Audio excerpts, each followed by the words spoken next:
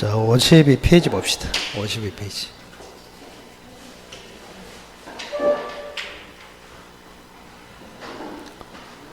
마지막 시간이니까 눈동자를 댈 수 있으면 까만 자로 바꾸려고 노력하십시오.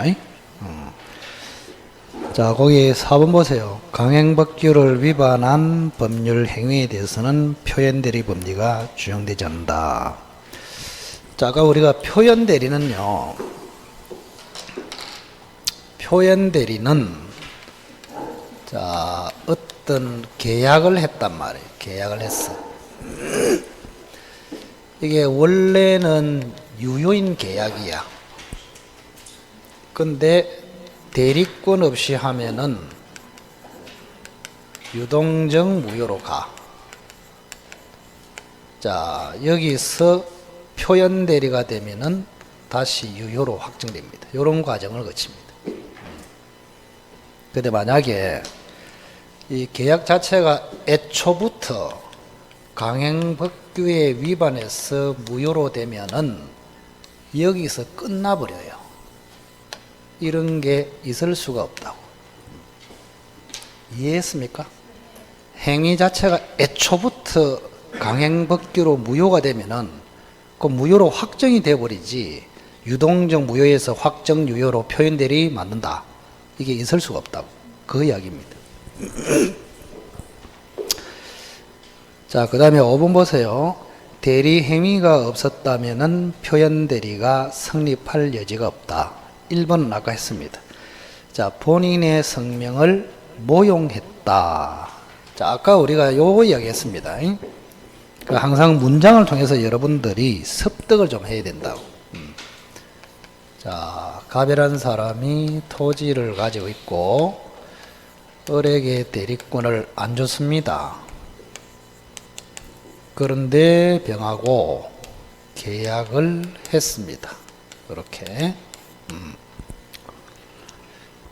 이게 이제 표현 대리가 되려 하면은 요게 당사자 행위가 돼 버리면 절대 표현 대리가 안 됩니다. 자기를 위해서 했다, 그럼 표현 대리가 안 돼요.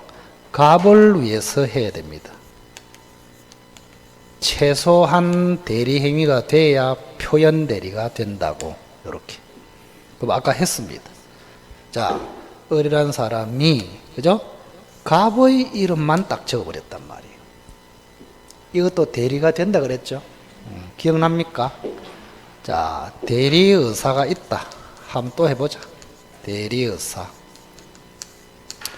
대리의사를 가지고 갑의 이름만 적었다면 현명이 된 것이다. 현명이 되면은 대리행위가 된다. 이렇게. 그러면 표현 대리가 가능하다고. 이렇게. 그런데 을이라는 사람이 갑의 이름을 적을 때 기망, 사술, 또 뭐요? 모용, 이런 생각으로 했다면 대리의사 없습니다. 현명이 안 됐습니다. 그러면 대리행위다, 당사자 행위다. 당사자 행위. 그러면 표현 대리가 불가능하다. 이런 이야기입니다. 무슨 말인지 아시겠어요? 거기 5번의 양과로 1번이라고. 사술, 모용, 기망, 갑의 명의로 직접 법률 행위를 한 경우에는 대리행위다, 당사자 행위다. 당사자 행위. 따라서 표현 대리가 성립할 수 없다. 자, 양과로 2번도 시험에 잘 나와요. 무슨 말인지를 한번 봅시다. 무슨 말인지. 자, 갑이 토지를 가지고 있습니다. 자, 을에게 내 토지에 저당권을 설정해서 돈을 좀 빌려오라고 대리권을 줬습니다. 이렇게. 자, 그런데 이거 은행이라 칩시다. 은행. 이렇게. 그럼 갑이 시킨 대로 담보만 설정하면 되잖아요. 그런데 담보 설정을 하지 않고 소유권 이전 등기를 해줬단 말이에요. 뭐를 했다고?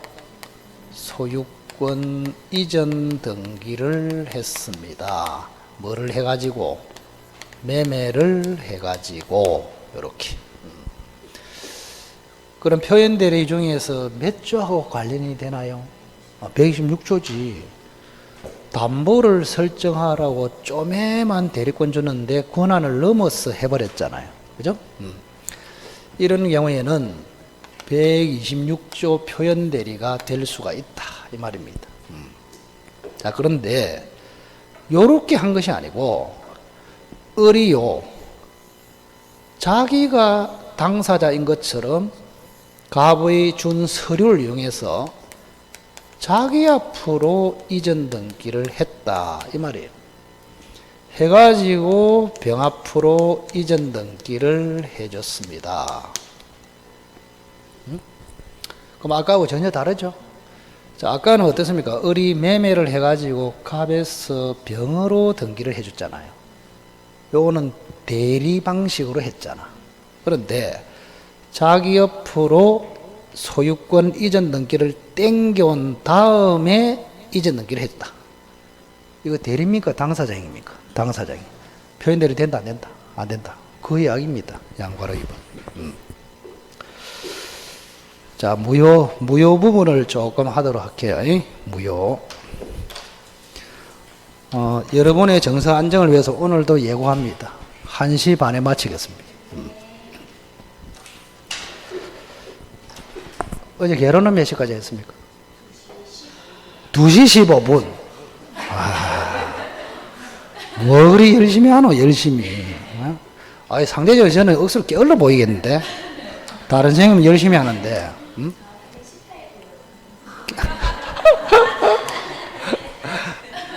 상대적으로 게을러 보이면 욕먹는데, 원래. 그죠? 자, 무효는 한번 보겠습니다. 무효는 제일 중요한 게 분류입니다, 분류. 자, 우선은 절대적 무효, 상대적 무효.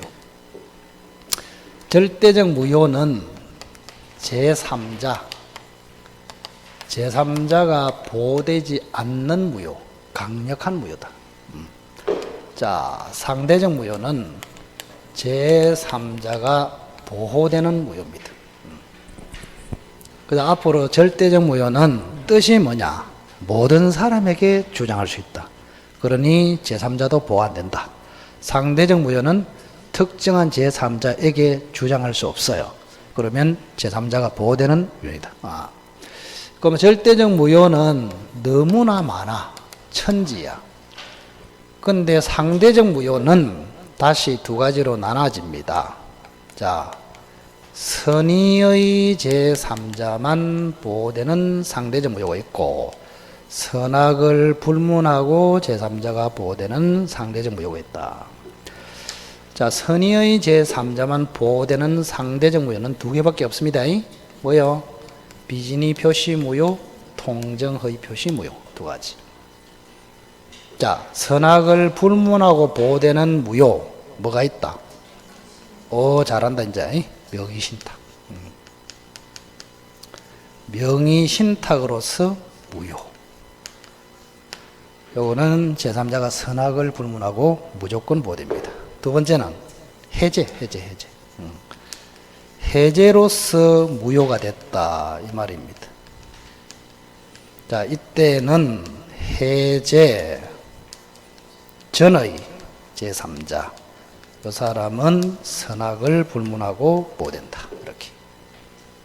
이거를 정확하게 분류를 하시라. 자, 나온 김에 눈이 그래도 오늘은 초롱초롱한데, 자, 절대적 취소, 상대적 취소까지 해보자. 아예. 자, 절대적 취소는 뭐가 있을까? 제3자가 보호 안 되는 취소, 제한 능력. 미성년자로서 취소했을 때, 이때는 절대적 취소, 제3자가 보호가 안 됩니다. 자, 상대적 취소는 알고 있죠. 차고, 사기, 강박에 의한 취소. 이렇게. 이거는 전부 다 뭐요? 선의의 제3자만 보호되는 상대적 취소입니다. 이렇게. 요거만 정확하게 알아서 응용 능력이 있으면 두세 문제는 더 맞춘다. 우리 민부에서. 자, 그렇게 보시고. 자, 54페이지 넘겨보세요. 자, 일부 무효의 법리가 있습니다. 일부 무효. 그 중에서 중요한 판례가 있거든요. 양괄호 4번 보세요. 일부 취소. 조문이 137조입니다. 그죠? 137조.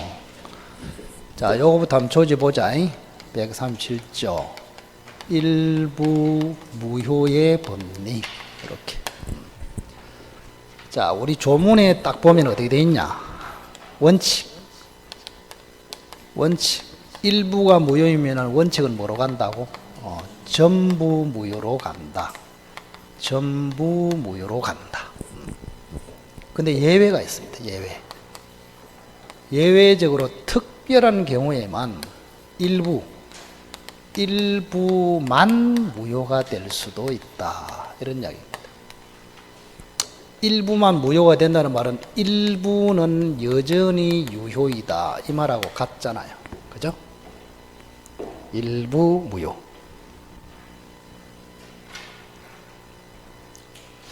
그리고 요거를 예를 하나 들어볼게요. 그 예가 어디 있느냐 하면 57페이지.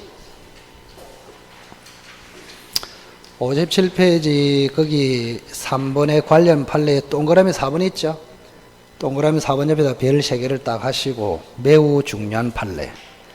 일부 무효의 법리와 유동적 무효 법리의 결합. 그런 판례입니다. 와지. 자, 그거 한번 설명을 드려볼게요. 잘 보시기 바랍니다.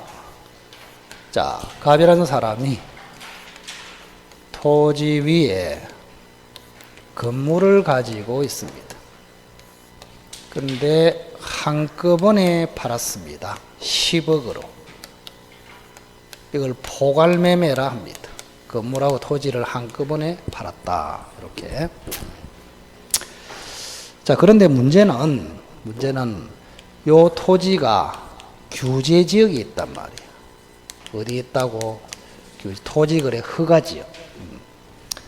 그런데 토지 거래할 때 허가를 안 받았습니다. 이렇게.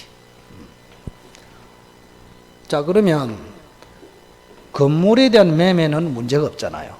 근데 토지에 대한 매매는 뭐라고? 유동적 무효가 된단 말이에요. 자, 규제지역에서 허가 없이 매매하면 뭐라고? 유동적 무효.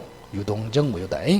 그래서 토지 부분은 유동적 무효가 됩니다. 유동적 무효. 분리해보면 그렇단 말이에요. 근데 건물 부분은 뭐라고? 유효가 된다고. 유효.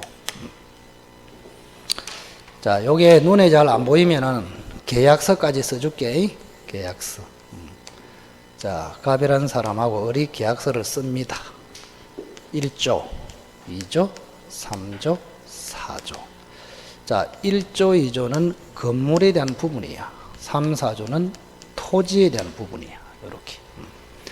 자, 계약은 한 개입니까? 두 개입니까? 한 개. 따로 한 게 아니잖아요. 건물하고 토지를 한꺼번에 매매했잖아. 자, 그러면 토지 부분은 어쨌든 뭡니까? 무효이잖아요. 무효. 건물 부분은 뭐라고? 유효. 이렇게 된다고. 그러면 전체 하나의 계약 중에서 일부가 무효가 됐잖아. 맞죠? 그럼 일부 무효일 때 원칙을 뭐로 간다고? 전부 무효로 간다고. 그래서 여기도 결국에는 무효로 가버린다. 이런 이야기입니다. 자, 그럼 시험에 이렇게 나옵니다. 잘 보세요. 을이 규제지역 위에 있는 요 건물하고 토지를 10억에 한꺼번에 매매를 했다. 아직까지 토지에 대해서 허가를 못 받았다. 이때 을은 갑에 대해서 건물에 대해서는 이전 등기를 청구할 수 있다. OX. 겁내지 마라. 괜찮다. 시험의 과거의 기출입니다. 기출. 어떨까요? 을은 규제 지역 위에 있는 건물하고 토지를 한 방에 매매했다. 아직 토지에 대해서 허가를 못 받았다. 이때 어른 건물에 대해서는 이전 등기를 청구할 수 없.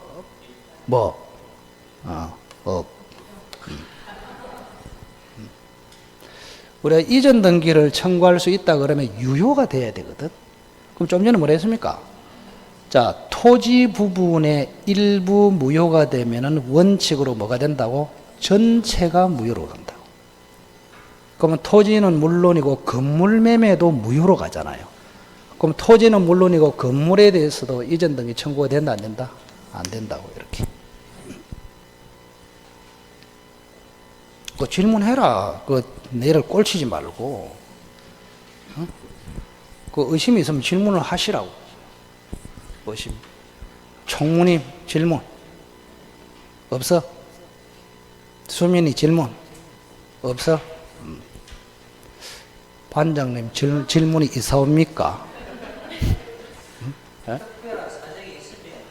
근데 그거는 이제 아직 말을 안 했다. 그거는. 왜냐하면 시험장에 딱 들어가면은 단서가 안 주어지면 이렇게 처리한다고. 응? 그래서 우리가 그 항상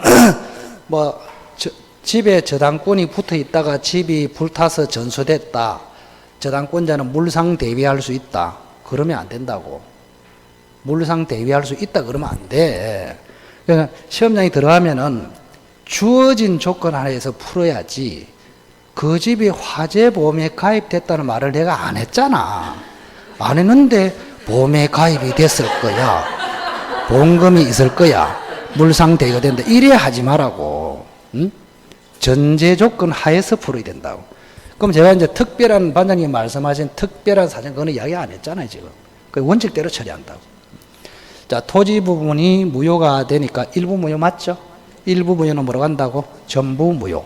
따라서 어른 토지는 물론이고 건물에 대해서도 이전 등기를 청구할 수 없다. 이래 해놓고 이제 단서가 나와. 단서. 자, 우리 조문의 단서를 한번 찾아보세요. 혹시 나오는지. 단서.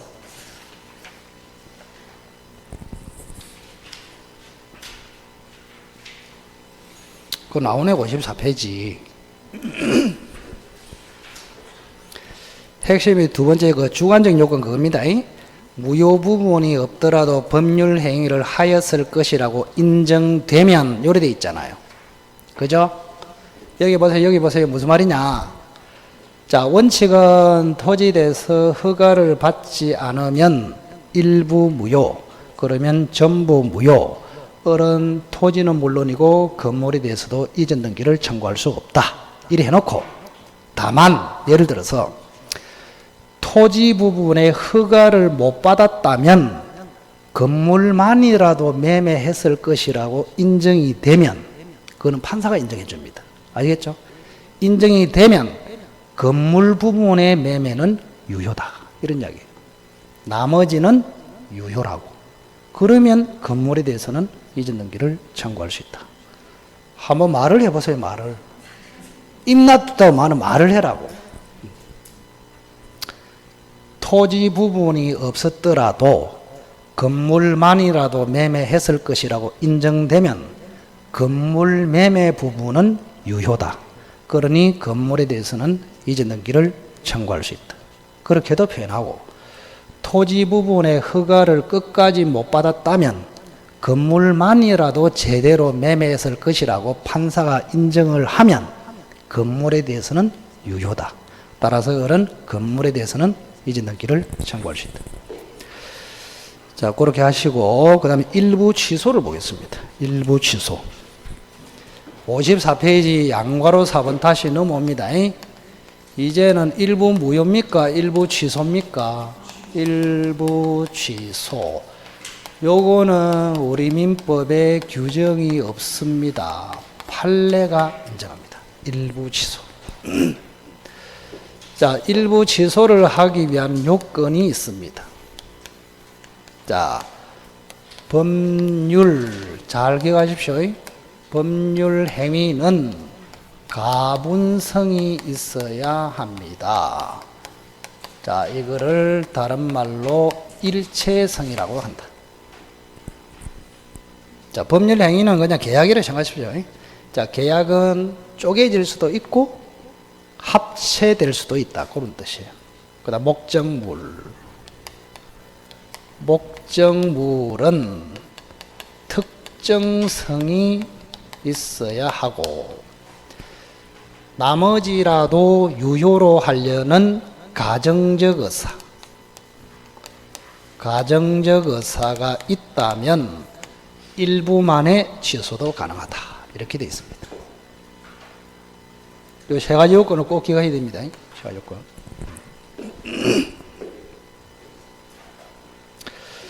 자, 그래 해놓고 2번, 동그라미 2번 한번 읽어보세요. 동그라미 2번. 천천히.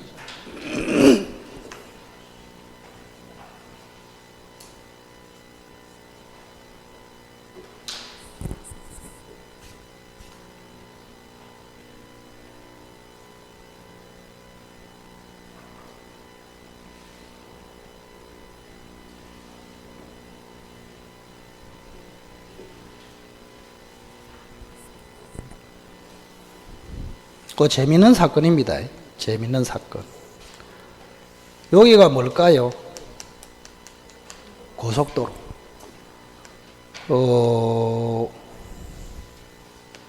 여기가 갑의 땅입니다. 갑의 땅. 2만 평이에요. 2만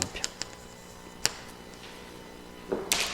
근데 여기에 휴게소 부지를 만들려고 그래요. 휴게소. 고속도로 휴게소. 여기 몇 평으로 되어 있습니까? 1200평, 1200평. 여기는 1200평이다. 자, 갑이라는 사람이 여기 고속도로 휴게소를 만들어 가지고 장사를 하려고 그럽니다. 그럼 여러분들이 이제 요거 이제 갑이 휴게소를 만들어서 30년간 장사를 하되 대신에 기부 체납해야 됩니다. 국가에다가. 기부 체납이 무슨 뜻입니까? 그건 정의한다 그 말이에요. 정의. 자, 그래서 갑이 국가 공무원한테 물어봤어. 물어봤다고. 자, 공무원 들어봐라. 내가 여기 휴게소 만들고 싶다. 그럼 기부 체납을 해야 하는데, 그죠? 어디를 해야 되느냐 하니까 공무원, 애가 공무원입니다. 다 해야 된다. 이렇게. 기부 체납을 당했다. 그래서 갑이 2만 평 전체를 국가에 정의했습니다. 그런데 알고 보니까 2만 평이 아니고 요것만 기부 체납해도 되더라 이 말이에요. 그죠? 정의를 했다. 그러면 이 갑이라는 사람은 1200평만 정의를 해도 되는데 2만 평을 다 해버렸단 말이에요. 그건 뭐 했습니까? 착오로 했잖아. 착오로 했다. 자, 그러면 이 갑이라는 사람이 스스로 착오했습니까? 공무원 때문에 착오했습니까? 공무원 때문에. 이거 많이 들어봤잖아. 그죠? 뭐라고? 유발된 동기의 착오란 말이에요. 아시겠어요? 유발된 동기의 착오. 이렇게. 자, 유발된 동기의 착오는 무조건 취소할 수 있다. 그래서 취소할 수 있다. 정의를 취소한다고. 그러면 다 취소해야 됩니까? 나머지 2만에서 1200 빼면 얼마예요? 계산이 안 되네. 18,800평.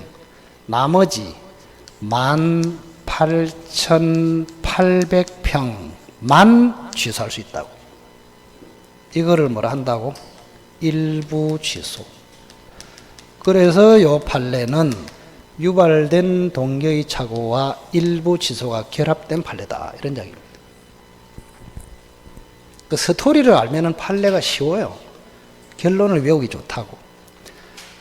공무원 때문에 1200평만 기부를 해도 되는데 2만 평을 다 기부했다고. 그러면 A 때문에, 공무원 때문에 갑이 착오를 했단 말이에요. 그죠? 유발된 동기의 착오. 그러면 유발된 동기의 착오는 동기 표시 없이도 무조건 취소할 수 있다.